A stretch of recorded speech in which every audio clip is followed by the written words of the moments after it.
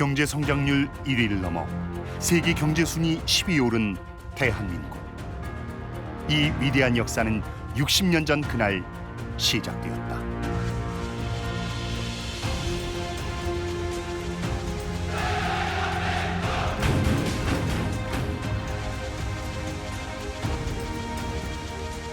사랑도 명예도 이름도 남김없이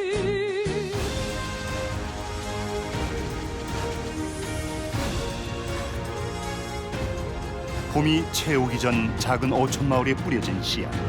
그것은 희망이었다. 기타 연관 산업을 건설하기 위하여 경상남도 울산에 신공업도시를 건설하기로 하였습니다. 어른들은 가 쓰고 흰 도포자를 입고 아줌마들은 겨울이니까 수건 두르고 발 동동 구르면서 그렇게 거기에 모였었죠. 흰색 고무풍선이 하늘을 뒤덮는 막 그런 분위기가 연출이 됐는데 앞으로 우리 세대가 이제 그런 희망적인 우리 전체 국민에게 희망적인 사건이 있을까? 그리고 역사적인 순간마다 나타난 또 한 남자. 안경모라는 그분이 아주 걸출한 분이 우리 국토계획에 아주 선구자적인 그런 역할을 할 분이다 해가지고 그 양반을 모셨어. 그때부터 처음 시작했던 것이 울산 개발에 대한 구상이다 이거죠.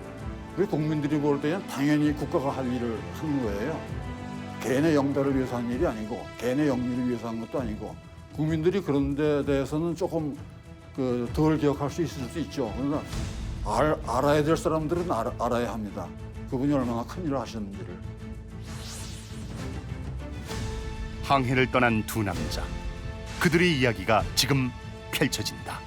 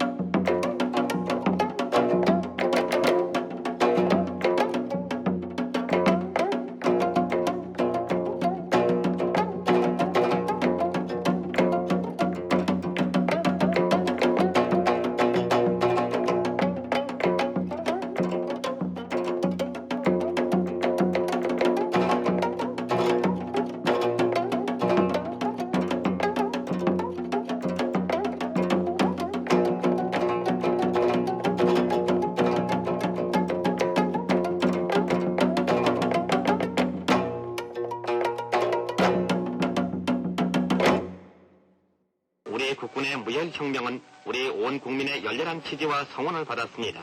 혁명군은 박정희 장군을 중심으로 역사가 이루어지기 1년 전 5월 먹구름이 지나가자 불안과 초조가 찾아왔다.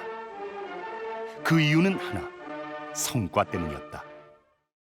이제 박정희 장군이 5.16을 일으켜서 이제 정권을 잡았기 때문에 군인들 입장에서 저는 시간이 없었다고 봅니다. 미국도 지켜보고 있고 우리 국민도 무엇을 할까 지켜보고 있고, 그래서 이분들이 짧은 시간 안에 뭔가 결과를 내야 되는데 그랬을 경우에 가장 적합했던 곳이 울산이었다. 결국은 보릿고개 극복하고 이 가난을 이제 극복을 해야 국민들이 거기에 대해서 인정을 해주는 이제 이런 측면이 있었기 때문에 아마 박정희 의장과 그 당시 그 주력 세력들이 단기간에 뭔가 성과를 내려고 그 속전속결 전법으로 그렇게 추진을 한 것 같습니다. 국가재건 최고회의 의장이었던 박정희. 그가 주목한 곳은 바로 울산이었다. 첫 번째는 이제 적산 토지가 수백만 평이 확보돼 있었습니다. 즉 제가 직접 연구해서 밝힌 건데요. 남구의 매암동, 여천동 두 개 동에 임야대장은 제외하고 토지대장만 분석을 해도 109만 평을 찾아냈습니다. 그리고 이 외에 조선석유 주식회사, 즉 지금의 정유공장 그 부지가 15만 평이 이미 확보돼 있었고요. 따라서 여기에다가 아마 그 임야대장, 그 필지 규모가 큰 임야대장과 다른 동까지 합치면 아마 수백만 평이 확보돼 있어서 적산 토지가 확보됐기 때문에 토지 매입비도 들지 않고 매입 절차도 생략이 되니까 짧은 시간에 공단 건설이 가능하고요. 그리고 두 번째로는 공업용수. 울산의 이 강우량이 계절에 큰 차이가 없이 아주 골고루 내렸어요. 그러니까 공업용수 확보가 아주 유리했죠. 이제 세 번째는 근로자 문제. 공업 입지의 가장 중요한 게 소비를 할 수 있는 도시가 형성돼 있고 인력 수급이 가능해야 됩니다. 또 하나가 울산은 그 동해 바다에 들어 있기 때문에 수심이 굉장히 깊습니다. 그래서 우리나라 그 공업화의 초기 단계에는 거의 대부분 해외 수출을 위한 그런 산업을 육성을 많이 했었거든요. 그런 관점에서는 자연 재해 없고 수심 깊고 그리고 용수 풍부하고 굉장히 좋은 그런 입지라고 할 수 있겠습니다. 그렇게 울산은, 나아가 대한민국은 한 남자에 의해 달라졌다. 박정희 대통령이 없는 울산도 있을 수가 없고요. 또 울산 없는 박정희 대통령도 없다. 좀 이렇게 단적으로 말씀드릴 수 있습니다. 왜 그런가 하니 실은 구슬이 서말이라도 껴야 보배라는 우리 속담이 있듯이 울산이 아무리 공업 개발에 적합한 땅이고 천년 항만 조건을 갖추고 있다 하더라도 이 장소를 개발해야 되겠다고 결정하는 그 결정권자의 그 결정, 그게 이제 중요하다는 의미고요. 또 결정했다 하더라도 울산이라는 땅에서 그런 성과를 거둬낼 수 없었다, 아니면 그런 조건, 적성을 가지고 있지 못한 곳이다 울산이, 그러면 실은 둘 다 성립할 수 없거든요. 근데 둘 다 아주 그 결과가 좋았기 때문에 그 둘, 즉 울산이라는 도시와 박정희라는 그 인물은 뗄래야 뗄 수 없는 관계다, 이렇게 보고 있습니다. 땅은 격렬하게 요동쳤고 하늘은 검은 구름으로 뒤덮였다. 민족 부귀의 꿈, 그 하나를 위해 시작된 기나긴 항해. 뱃머리엔 또 다른 남자 안경모도 서 있었다. 그 일을 주도했던 분이 안경모 전 장관이시고 그 사업을 그대로 군사정부가 이어받아 가지고 풀어나갔다, 이렇게 보고 있습니다. 또 직원도 많이 하고 또 그분의 얘기를 박정희 대통령이 경청을 한 걸로 그렇게는 제가 알고 있습니다. 그러니까 자문 역할로 충실히 했다. 박정희 의장과 손을 잡고 파란만장한 현대사를 새로 써내려간 안경모. 대한민국 역사에 획을 그은 그는 대체 어떤 인물일까?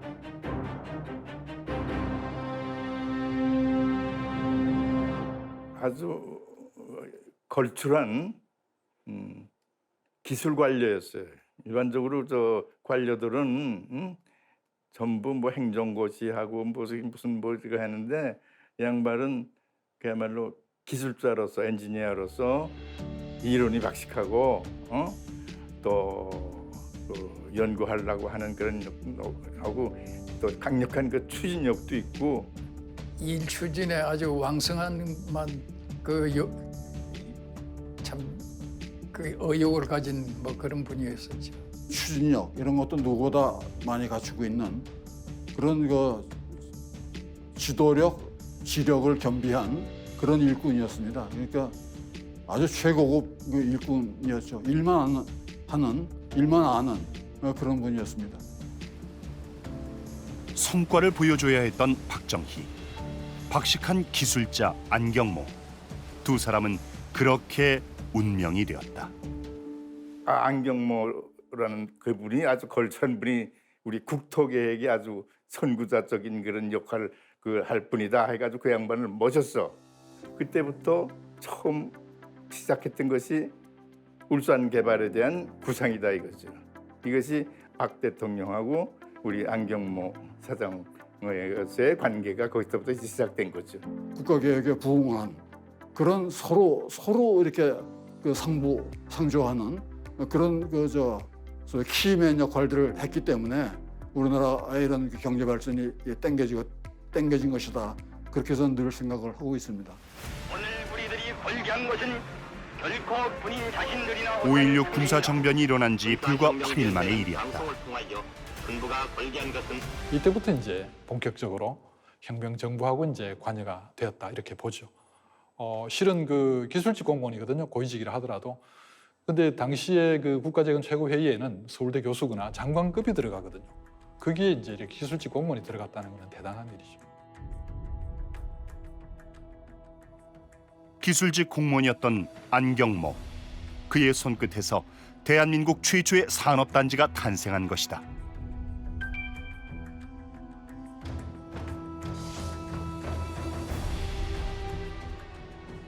대통령께서 안경모 사장께 듣고 이해하는 정도라든가 또 듣고 지시하는 내용 이런 것들을 보면은 아주 확실하게 짧은 시간 동안에 아주 요점을 잘 설명하셔서 의사 전달이나 이런 것들이 잘 되는 것을 제가 확인했습니다. 그 당시에 시작이 안 되더라면은 오늘과 같은 경제 개발, 특히 울산에 대한 발전은 그렇게 발전되지 않았겠느냐, 이렇게 봅니다. 울산을 발판 삼아 대한민국 경제에 불을 지핀 안경모. 그는 청렴 그 자체였다.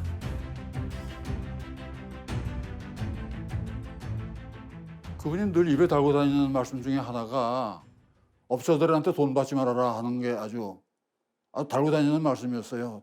그게 무슨 얘기냐면은 돈을 받는 그 순간 그 업자의 부하가 되는 거다. 너는 부하가 될 생각이라 그러면 돈 받아라. 그렇지 않다면 절대 하면 안 되고 일단 받았다 그러면은 그거는 그 돈의 수십 수백 배 빚쟁이가 되는 거니까 빚쟁이가 되지 않으려면은 돈 받지 말아라. 그런 얘기를 늘 하실 정도로 굉장히 공과사의 구분이 엄격했던 분이고요. 외부에서의 압력도 많이 받았죠. 이 사람 좀 써달라고. 그런 거 절대 용납을 안 했고 인사 문제도 아주 실력 위주로 이제 인사를 했습니다. 별명 또한 작업복 장관. 연평균 2만 킬로미터를 출장 다닐 만큼 직접 발로 뛰며 현장을 살핀 그다운 별명이었다. 거의 작업복 차림으로 계셨습니다. 그래서 거의 주일에 며칠은 그 현장 출장이 많으셨고 그렇기 때문에 항상 보면은 출근을 하실 때는 우선 작업복 차림으로 나가시고 그 다음에 시골 그에 가신 데면은 구두를 안 넣으시고 이 작업화를 신고 다니시고 작업복 장관 또는 작업복 사장이라고 하는 건 아주 일반적으로 알려진 사실이었어요.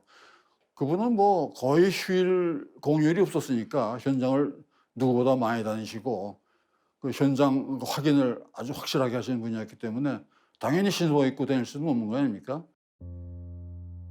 검소한 생활 또한 그에겐 당연한 일. 떨어진 건 꿰맸고 버려진 건 다시 봤다. 뭐 구두 뒤축이 다 떨어졌는데도 그거를 옛날에 그 신발 같은 거 가죽이 이렇게 해지고 그래요. 그러면 그걸 꼬매 신고 그러던 분이라고요. 그 출장을 계획하고 가실 때 딱 필요한 만큼만 출장을 달고 가시죠. 그런데 하루 이틀 이렇게 일찍 오는 경우, 그런 경우에는 반드시 반납을 했어요, 출장비를. 그 따라갔던 수행원들도 같이 반납을 해야 될 거 아닙니까? 근데 그분들은 참 어렵죠. 그 정도로 엄격했던 분이에요. 깨끗한 분이었고. 생활을 하시면서 예를 들면은 이렇게 필기하실 때 이 백지에다는 꼭 안 했어요. 항상 보면은 신문에 올 때는 그 광고지가 같이 묻어오지 않습니까? 그럼 광고지의 뒷면에 이면지 그걸 꼭 활용하세요. 그 다음에 옛날 분이라 이 연필로 많이 쓰셨어요. 그래서 연필을 깎고 하다가 짜투리가 남으면은 그거 안 버리세요. 케이스에 다 다른 그 연필을 꽂아가지고 또 쓰시고 그럴 정도로 굉장히 검소하셨습니다. 실력과 인성을 모두 갖춘 안경모. 그는 그 힘으로 대한민국 경제 발전을 이끌었다. 하지만 뜨거운 환호는 소리 없이 삼켜야 했다. 안 장관은 돌아가실 때까지 울산을 내가 직접 개발했다는 말씀은 안 하십니다. 근데 요거는 굉장히 중요한 부분인데 당시 우리 정부의 이제 우리 관리들이었기 때문에 그래서 이제 그 울산 개발할 때는 아직 해방되고 17년밖에 안 됐고요. 한일 국교 정상화도 안 됐고 특히 이제 박정희 본인도 일본군 출신이고 또 우리 안경모 장관도 그때 당시에는 어쩔 수 없는 부분이지만 그 총독부의 공무원이었기 때문에 정부 입장에서 일제시대 유산을 가지고 울산공단을 개발한다는 말은 절대로 이게 공식화할 수가 없는 내용이거든요. 그래서 이제 끝까지 입에 담을 수 없었던 부분이다. 저는 이렇게 이제 보고 있고요. 또 그 조선 총독부는 이미 일제 말기에 울산에 그 대규모 그 부지를 확보를 했습니다.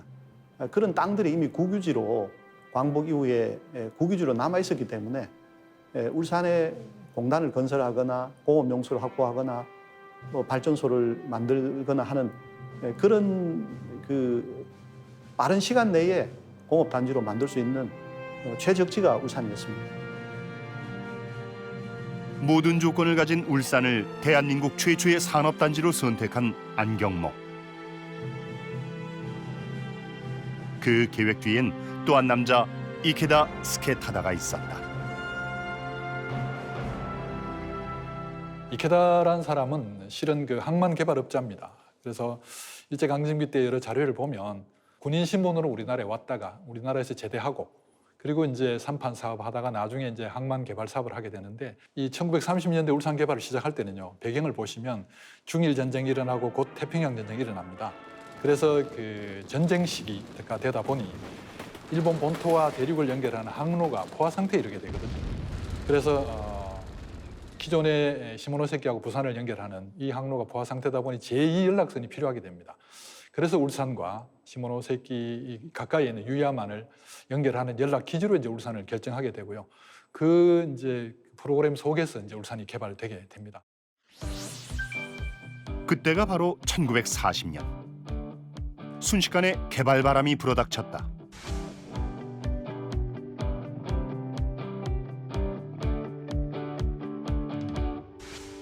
개발의 목적은 단 하나, 일본 제국주의를 위한 수탈이었다.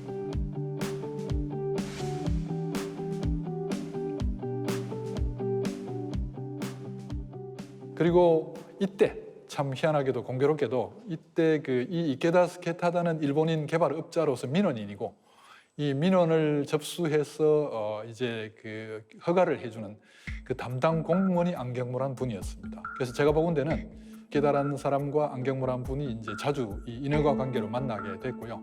이런 과정 속에 그 자료들 혹은 개발 계획 내용이 이 안경모 장관의 머릿속에 다 들어가게 됐다 저는 이렇게 보고 있습니다. 추측을 확신으로 만들어준 건 바로 두 사람이 그린 지도였다.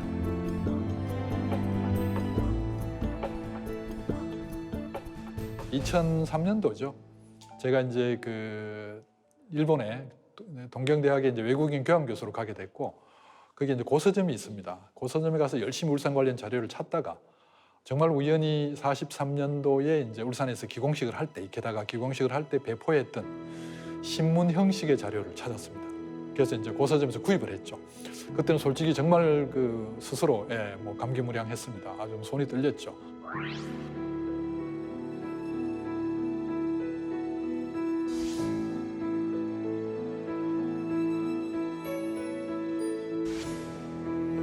일본은 일찍 울산의 가치를 알아본 것이다.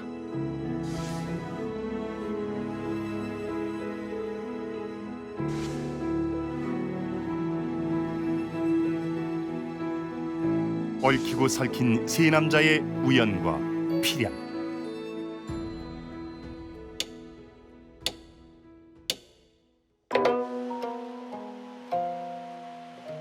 그 덕에 대한민국 경제는 빛을 보게 됐다.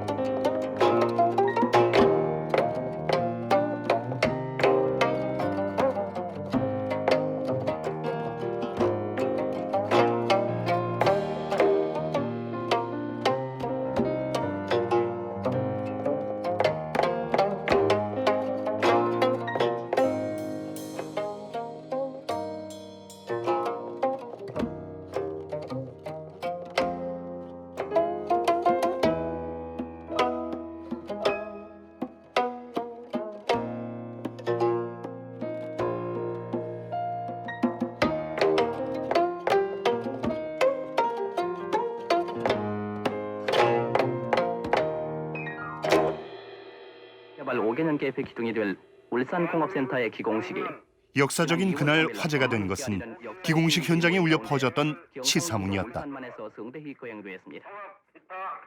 연관 산업을 건설하기 위하여 경상남도 울산에 신공업도시를 건설하기로 하였습니다. 이는 국가 100년 대계의 보고를 마련한 것이며 자손만대 번영을 약속한 민족적 권리인 것입니다. 인근의 호적에는 결의 여러분, 5.16 청년 정권에 대한 야욕의 그 목적이 있었던 게 아니라 오로지 경제 재건을 거치해야겠다는 숭고한 사명감에서 걸렸던 것입니다. 울산 시민은 물론 국민 모두의 마음을 흔들기에 충분했다. 사랑처럼 하는 그런 철성 같은 음성을 자신만만하게 문장도 딱히 들어보지도 못하는 문장이 막 흘러 나오니까 그야말로 우리 그 당시에 어렵게 보릿고개 시리는데 이제 우리도 이제 잘 살 수 있는 그런 어떤 방법이 서겠구나. 정말 절절하게 우리나라를 가난을 극복하고 잘 사는 나라로 만들어야 되겠다. 그리고 그 장소가 울산이다. 여기에서 반드시 성공해야 된다. 그래서 온 국민이 권리해달라. 이런 내용을 담고 있거든요. 정말 그 절절히 우리나라를 빈곤에서 탈피시켜서 경제를 재건해야 되겠다는 내용이 담겨 있는 치사문입니다. 마치 기대에 부응하려는 듯 울산 곳곳엔 우렁찬 수레소리가 진동했고 검은 연기 또한 대기 속으로 뻗어나가기 시작했다. 연기가 많이 나는 작품을 찍어야 그 당시에는 정부에서도 만족하고 그걸 이제 대외 홍보를 하고 막 그런 식인데 요즘은 그게 이제 공예고 소리는 소음인데 그때는 그렇지 않았다. 그 절대적 우리의 생명이었다. 그게 바로 소리 많이 나고 연기 많이 나는 자체가 그 시대는 우리 국민의 생명이었다. 사업의 하나로 아시아 최대 규모의 석유화학공업 단지가 기공됩니다. 그렇게 울산은 공업화된 도시로 울산 조금씩 정유공장의 모습을 전기 처리 갖춰갔다. 능력이 2배로 늘어나게 되었습니다. 울산을 공업화 도시로 만들기 위해서 경제개발 1차, 2차, 3차, 5차 계획 기간 내내 울산에 집중을 하게 됩니다. 예를 들어서 경제개발 1차 5개년 계획 기간 중에는 우리나라 광공업 투자의 4분의 1을 여기에 갖다 붓습니다. 그때 돈으로 403억 원 가까이 되는데 어마어마한 큰 돈이거든요. 그때 1차 계획의 목표가 중화공업 추진을 전략적 목표로 설정하게 됩니다. 그렇게 하면서 울산에 특별건설국을 설치해서 62년 3월부터 설치해가 1964년까지 했으니까 한 14년간 전력 투과합니다. 그래서 특별건설국장은 당시 2급의 이 고위직이 파견이 되고 그래서 이 특별건설국이 어떻게 보면 울산 공단 건설, 항만, 뭐 도로, 또 교량, 뭐 댐 건설 그 당시의 중요한 사회 기반 시설을 특별건설국이 주도를 합니다. 지금의 울산 세관 건물이 과거 도시개발을 이끌어온 특별건설국 자리. 고된 땀은 경제발전의 힘이 돼 돌아왔다. 대통령이 내려오시면 이제 각 공장에 연락을 합니다. 사업장에 소리를 많이 내라. 그다음에 굴뚝에를 이제 연기를 많이 내라. 불꽃을 많이 풍겨라. 이제 이 지시가 내려갑니다. 내려가면 대통령이 쫙 내려가면 막 정말 막 하늘에 등천합니다. 불꽃이 소리도 막 나고 둥당 소리도 나고 그리고 이제 그런 분위기를 자아내는 그게 박정희 대통령만 그런 게 아니고 외국의 국가 원수급들이 많이 왔잖아요. 특히 서독이나 이제 이런 또 미국도 물론이고 월남 쪽 이런 쪽에서 많이 왔어요. 왔는데 그때 국가 원수급만 오면 시다리 공장을 연기를 많이 내라, 소리 많이 내라. 근데 이런 것이 이제 소위 말하는 시달이 됐죠. 온갖 어려움을 극복하며 쉴 줄 모르고 일한 결실이 나타났습니다. 수많은 공장은 준공식을 마치고 조국 근대화에 앞장서는 횃불처럼 울산 창공에 검은 연기를 내뿜게 됐습니다. 조국의 횃불이라는 그러한 타이틀을 걸어가지고 많은 소위 말하면 홍보 역할로 대내적으로 한 거죠. 그리고 내부적으로 뭐 동양내륙 같은 자리가 나면 기계가 철떡철떡 소리가 납니다. 그럼 그 정도 우리가 녹음을 해가 소위 뭐 녹화 이제 그 영화 동사진에 이제 녹화를 해놓으면 소리가 약하다고 소리 많이 내라 그러죠. 근데 이 화면에 이렇게 탁 비춰놓고 공장 돌아가는 게 소리가 화면보다 소리가 더 웅장하게 몸으로 듣는. 그러니까 이제 그때도 요즘도 젊은 사람들은 음악을 보면 리듬으로 이래 듣는 게 아니고 막 몸으로 듣는 그런 형국이 있잖아요. 그때도 우리가 이제 동사진을 할 때 그 녹음 볼륨을 올려가지고 몸으로 들을 정도로 덜썩덜썩 해야 영화를 잘 만들었다. 주민의 생업은 주로 농업과 어업이었습니다. 그러나 농사를 짓고 보릿고개를 걱정하던 이곳 주민들은 이제 새로운 일터를 마련해서 공업도시 건설의 역군이 되고 있습니다. 새로운 세대를 창조하는 긍지를 갖게 됐습니다. 대한민국의 생기가 돈 그 순간 무엇보다 물이 필요해졌다. 첫 번째로 산업단지를 갖다가 맨 땅에 짓겠다라는 생각을 갖다 했을 때 제일 먼저 걱정은 물입니다. 이 기계가 열을 갖다가 식혀가면서 계속 돌아가려고 하면 계속 안정적으로 물을 공급해줘야 되거든요. 그 물이 산업단지의 핵심입니다. 우리 공업시설이나 이런 것들은 물이 없으면 생선 아무것도 못해요. 살지도 못하죠. 물이 많을 때는 많이 마시고 물이 없을 때는 안 마시고 물이 많을 때 공장 돌리고 물이 없을 때는 공장 쉬고 그런 공장이나 그런 삶이 없지 않습니까? 댐은 발전이나 농업용수나 뭐 각 그 단일 목적으로 건설하는 것보다는 대규모의 댐을 다목적으로 개발해야 되겠다 하는 그런 기술이 도입을 하게 됐어요. 그때 그 주체가 수장국이 됐다 이거지. 이제 대한민국은 물에 목숨을 걸기 시작했다. 쉼없이 공장을 돌리기 위해 어떤 자연재해에도 끄떡없이 견디기 위해 거대한 물그릇, 댐이 필요했다. 그 일에 안경모 그가 나섰다. 우리 안경모 사장님께 들은 이야기로 보면은 그분이 그런 말씀을 참 자주 하셨어요.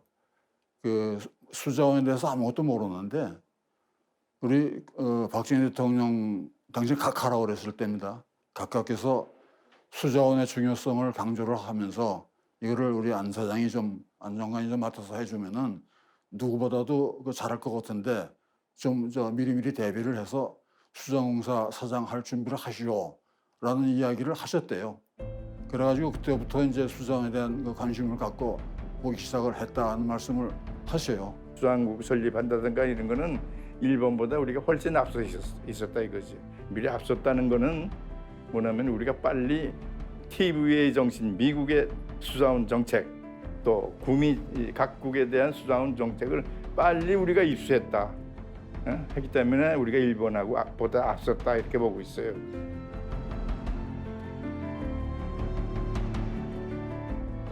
대한민국 최초에 또 한 번 도전해야 했던 안경모.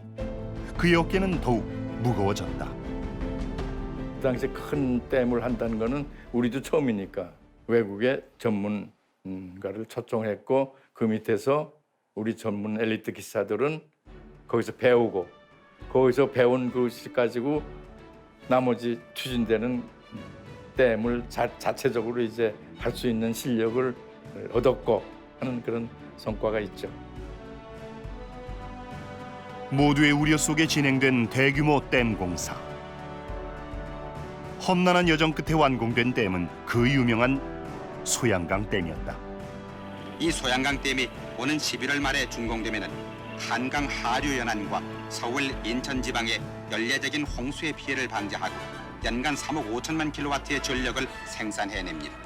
그 당시 국가 1년 예산이 1,600억 원이었어요. 1,600억 원. 1,600억 원을 하는 세상에 320억 원짜리 공사를 계획을 했다는 게 놀랍지 않습니까, 그게? 지금 우리나라 예산이 얼마예요? 몇백 조죠? 그런 걸 따지게 되면 100조 이상 되는 사업을 시작한 거나 마찬가지예요. 꼭 그 산술적으로 비례하는 건 물론 아닙니다만은 엄청난 그런 거죠. 그야말로 국고를 쏟아부었던 댐 공사. 작은 문제도 조금의 실수도 용납될 수 없는 일이었다. 완벽한 댐을 향한 고민은 깊어졌다. 처음에 소양강 댐이 설계될 당시에는 발전 단일 목적 댐으로 한국전력에서 설계를 했습니다. 그때 그분들이 설계한 게 콘크리트 댐으로 설계를 했어요. 86m짜리 높이의 댐을 설계를 했는데 다목적 댐으로 하면서 123m짜리 댐으로다가 높이가 달라졌거든요. 그러면서 이제 댐 타입가 이제 또 검토가 새로 되기 시작을 했죠. 그런데 사력 댐으로 하는 것이 콘크리트 댐으로 하는 것보다는 공기면에서 그다음에 건설비 측면에서 더 유리하다 하는 걸로 결론을 내린 것이죠. 댐을 축소할 수 있는 재료, 가까운 데 흙과 모래가 많았단 말이죠.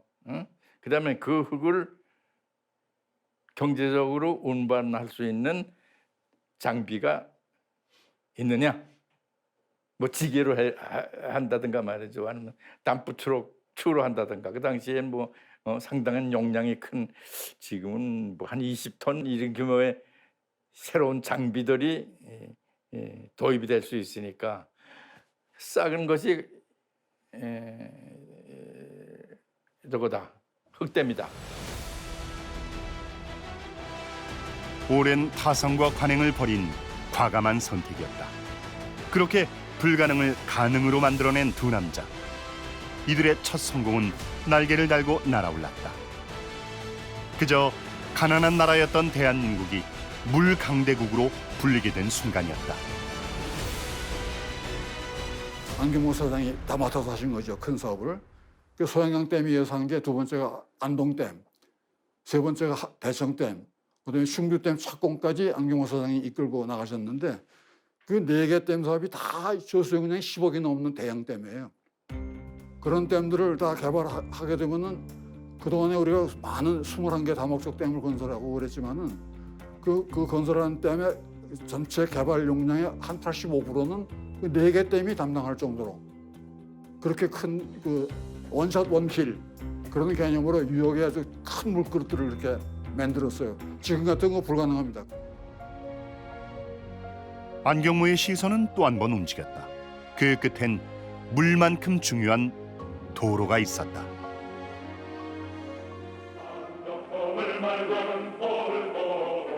민족중흥의 대동맥 서울 부산 간 고속도로가 완전 준공을 보았습니다.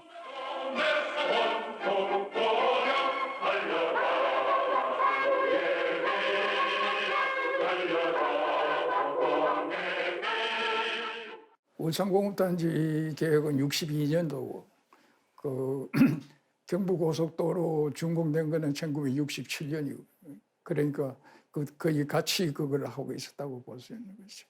처음 도로 연결할 때는 그냥 그 국도에서 울산으로 들어가는 그런 그 도로 연결을 했던 거죠.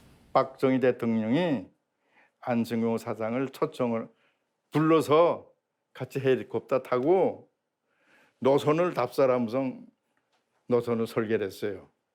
그때 고속도로가 대구에서부터 맞바로 남쪽으로 오면 가까운데 이게 울산을 거치지 않습니까? 경주에서 저 온양으로 해서 하지 않습니까? 그게 다 노선 선정하는 것이 울산 개발하고의 연관이 있는 거예요. 더 쉽고 더 빠르게 달릴 수 있는 길을 만들어간 두 남자. 그때 그 상황은 안경모 그의 기억 속에도 또렷이 흔적을 남겼다. 노선 그 결정안을 보시고 그러면 그 현장 한번 답사를 하자 해가지고 저희들이 만드는 그 노선 위에 500m씩 대까지 길다는 대까지를 다 꼰지라고 해라. 그건 지방장관한테 지시를 하는 거예요. 그러고서 그 위에다 기대를 이렇게 달아가지고서 그래서 서울서 부산까지 다 그걸 지시를 하니까 지사 군수까지 동원해서 다 갖다 해. 도면을 보냈죠. 그러니까 그 도면을 보고서 그 대까지 꽂는 위치를 내가 지시를 해가지고 그걸 헬리콥터 타고 가는 겁니다. 그렇게 울산은 공업의 도시로, 경제를 짊어진 일꾼의 도시로 변해갔다. 그 결과 대한민국은 상상 이상의 열매를 얻을 수 있었다. 62년도에 울산을 그 당시에 특정 공업지구로 지정을 하게 됐었는데요. 그 당시 우리나라의 1년 그 수출액이 28억 불이었고요. GDP라고 하게 되면은 한 106억 달러. 그러니까 아마 전 세계에 있는 나라 중에서 거의 최빈국에 속했고요. 그리고 1962년도에 울산이 특정공업지구로 지정되면서 그 해에 2,600만 불 수출했습니다. 그때 당시에 울산에 은행에 뭐 이런데 돈 여는 게 9천만 원 정도밖에 안 됐는데 지금은 45조, 46조니까 45, 6만 배가 더 늘어난 거죠. 예금만 해도. 1인당 소득이 89달러도 안 됐거든요. 지금 우리 5만 6천 달러 아니에요. 622배입니다.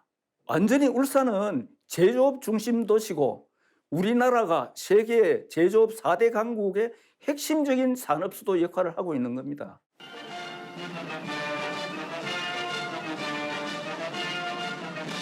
한강변의 기적이라는 것은 울산 항만의 기적으로부터 시작되지 않겠냐 이런 느낌을 느낄 뿐만 아니라 실제 그러한 모습을 우리 눈으로 볼 수 있다는 것이 더욱 반가운 일입니다. 1962년 울산에서 시작된 항해는 성공을 등에 업고 더 멀리 나아갔다. 지역 개발을 위한 공업지역 조성이 활발히 일어났죠. 임해공업단지로서는 그 진해 제4비료공장 건설을 위한 공업단지, 또 호남의 여천 지역을 개발하게 된 그 동기가 된 호남정유공장 건설, 이것 외에도 내륙공업단지로서 전주라든가 이런 데 그 중앙정부의 그 보조를 받으면서 지방자치단체가 개발한 내륙공업단지, 또 이리 수출자의 지역, 마산 수출자의 지역, 이러한 공업지역들이 계속해서 일어났고, 그 후에 본격적으로 이제 중앙공업기지 건설이 추진이 됩니다. 그 중에서도 가장 대표적인 도시가 구미와 포항. 예상을 뛰어넘는 결정이었다. 구미의 그 산업단지 출발이 1969년도 제1국가산업단지가 만들어지면서 시작이 되었습니다. 아시다시피 이 구미가 어떻게 보면 내륙임에도 불구하고 IT 전자 쪽의 산업으로 출발할 수 있었던 가장 큰 부분은 구미에 지금 그 산업단지가 입지하고 있는 교통 여건입니다. 특히 주변으로 해서 경부 축에 중심적인 역할을 하고 있으면서 도로 교통망이 우수하다는 점, 그리고 주변으로 해서 낙동강이 흐르면서 수자원 확보가 충분했다는 점, 또 가장 중요했던 점이 그 주변에 대구에 보면은 경북대학교에 전자공학과 등 해서 인재가 많았다는 점, 이 세 가지가 구미의 국가산업단지를 출발시킨 원동력이라고 할 수 있습니다.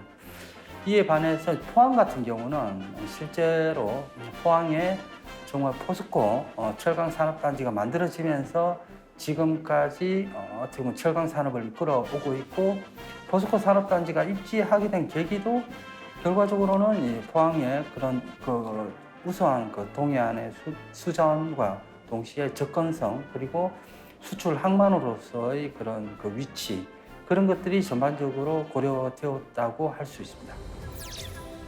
경남도 달리는 산업열차에 올라탔다.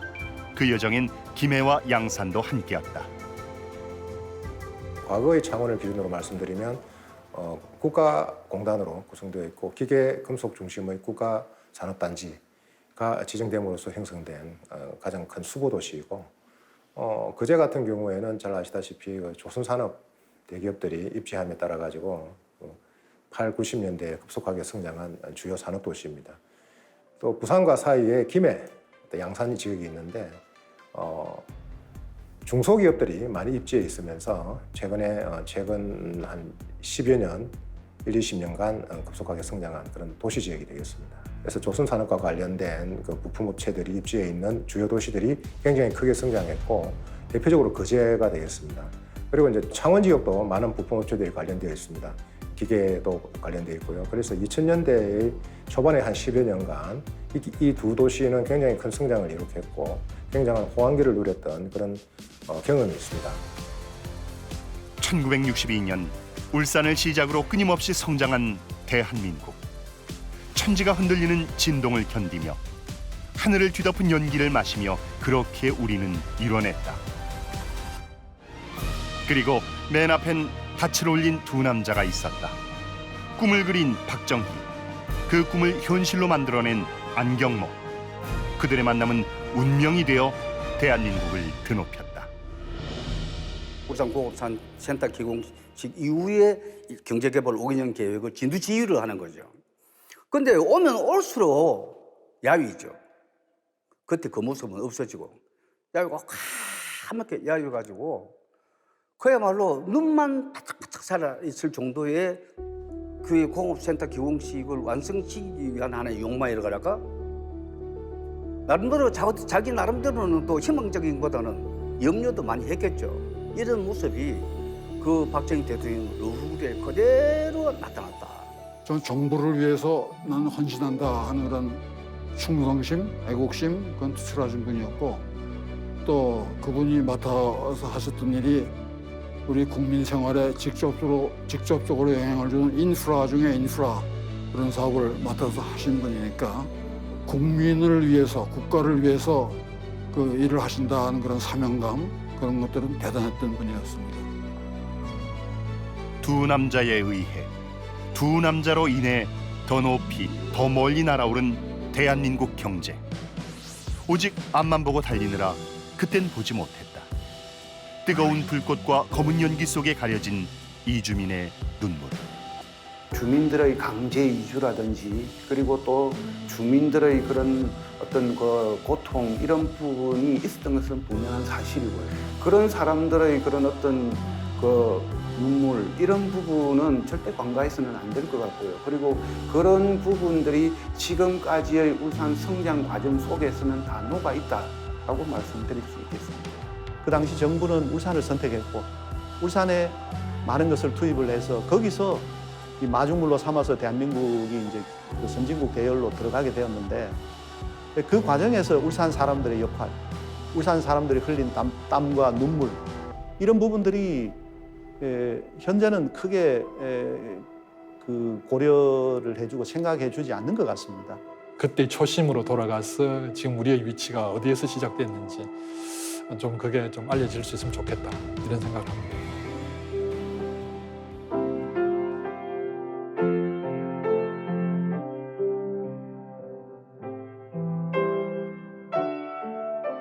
나라를 위해 나의 고향을 내줘야 했던 사람들.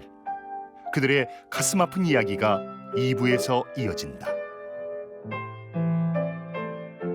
직접 현장에 가봐도 공장만 남아있고 흔적이 없으니까 더 마음이 더 아프죠. 사람 살 동네가 못 되었죠. 그야말로 죽지 못해 살고 있는 그런 상황으로 저는 이제 피부로 느꼈죠. 내가 오죽하면 한 달에 몇 번을 고향 꾸는 거예요. 내 집에 가서 청소하는 거, 내 논에 가서 일하는 거 이게 한 달에 몇 번을 내 걸.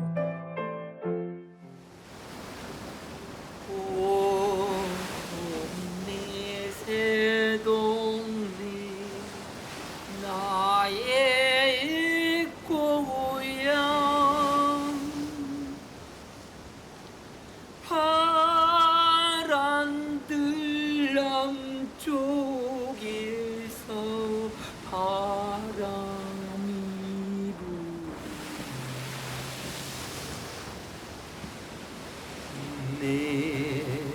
내가의 수양보들 춤추는 동네